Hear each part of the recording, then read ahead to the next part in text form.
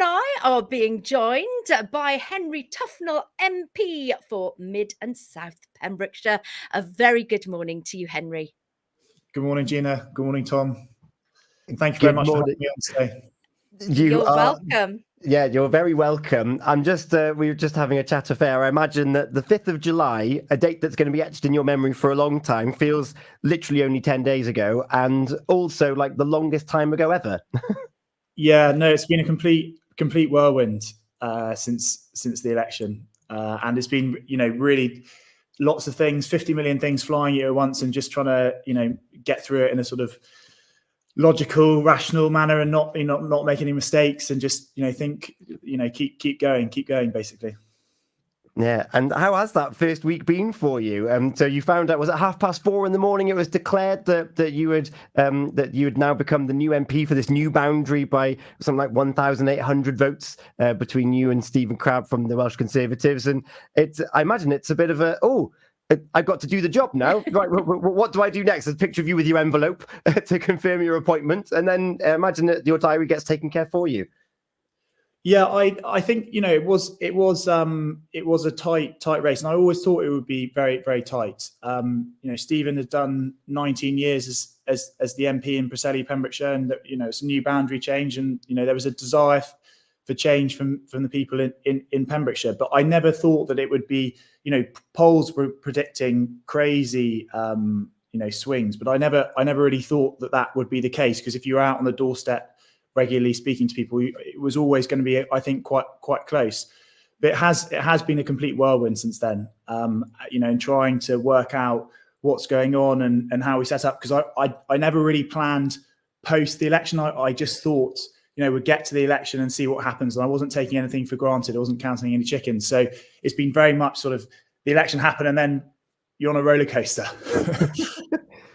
And of course, you've been invited now to one of the oldest institutions in like the modern world and in Europe, and there's a lot of convention and a lot of pomp that goes along with that as well. But how's that transition been?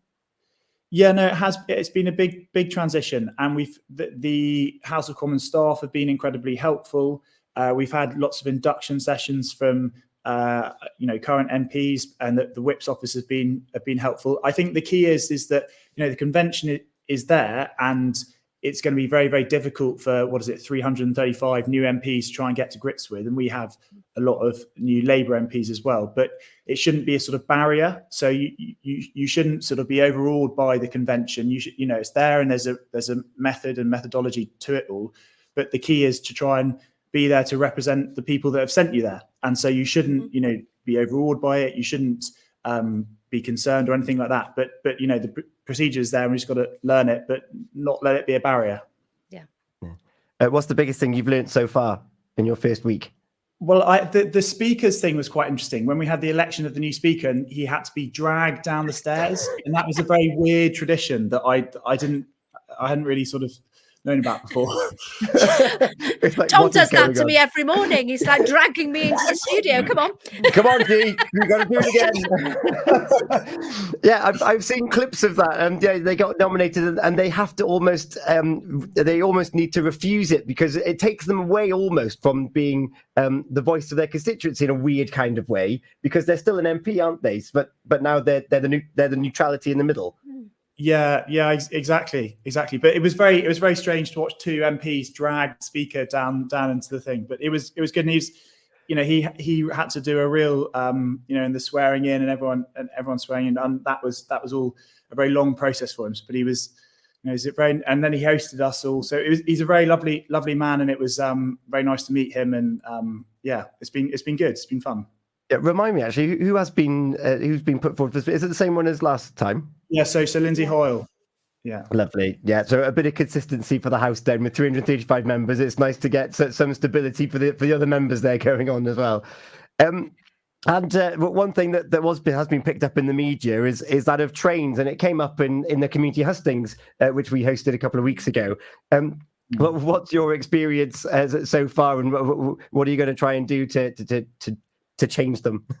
Yeah, so we've been having sort of problems with the train service. The real frustration for me is that effectively that GWR service stops at Carmarthen, they do have, the odd train down to Pembroke Dock in the summer, but it's really restrictive, and it affects a lot of people. I mean, it affected me on my journey because you have to drive out of Pembrokeshire to get that direct train to London.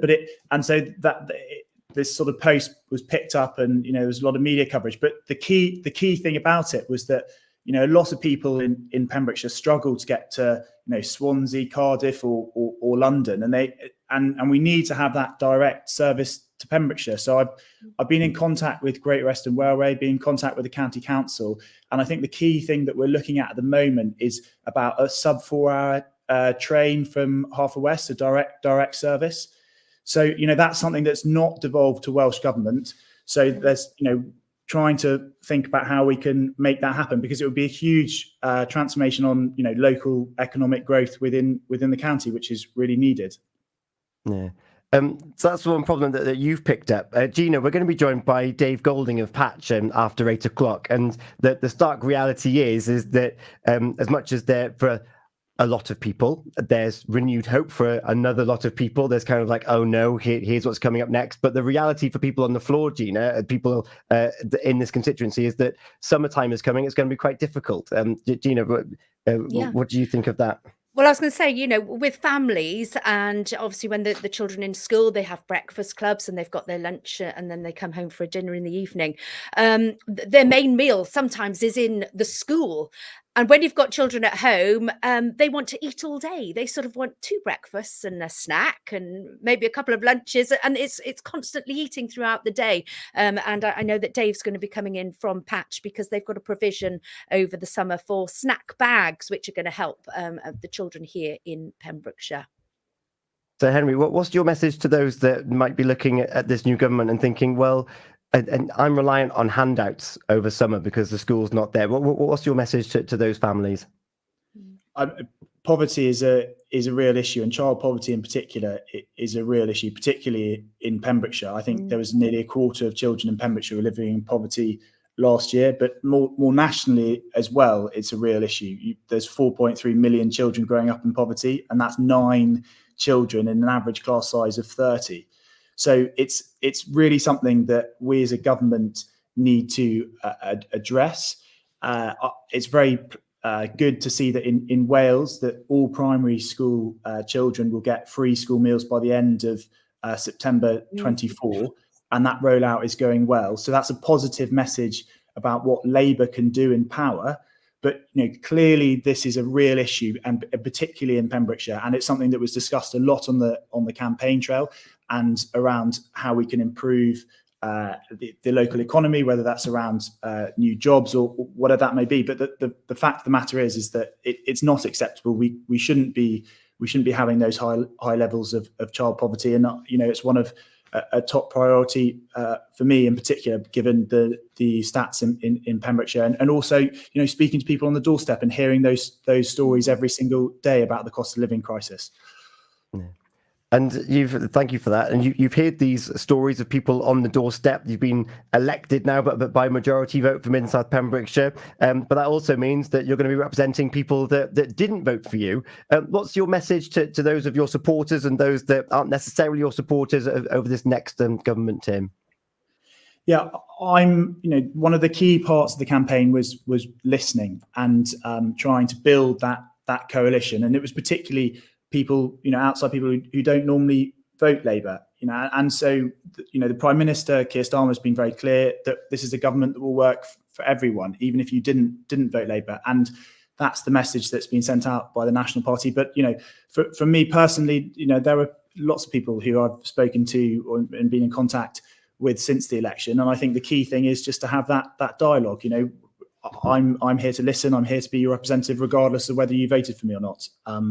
And so I think that's really key for everyone to know, that they can contact me. I'll be out listening, and we need to work together to improve the lives of people in Pembrokeshire. I can see that you've been out and about already. Solva to St David's, you've been walking. So I didn't actually do the walk. Did you do the walk? No.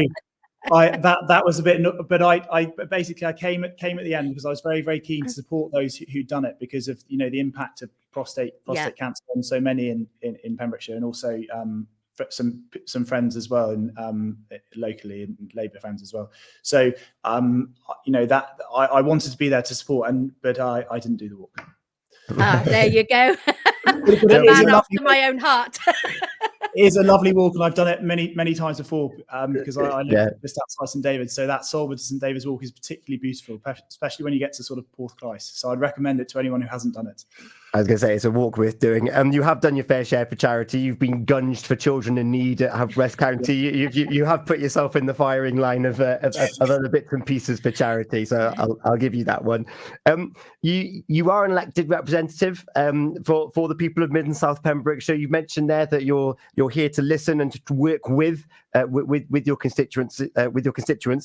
How can people get in touch with you if they do have issues, and give us an example of the kinds of things you can help with? Yes, so I'm in the process of setting up my office, and also employing staff to help me with that. So we get a budget. MPs get a budget to allocate for staff and office. I have a campaign centre on Swan Square in Haverfordwest, which I will continue to use as a constituency office, but it's still in that process because it's only been elected sort of 10 days ago. In terms of contacting me, I've got an email address of henry.tufnell.mp@parliament.uk.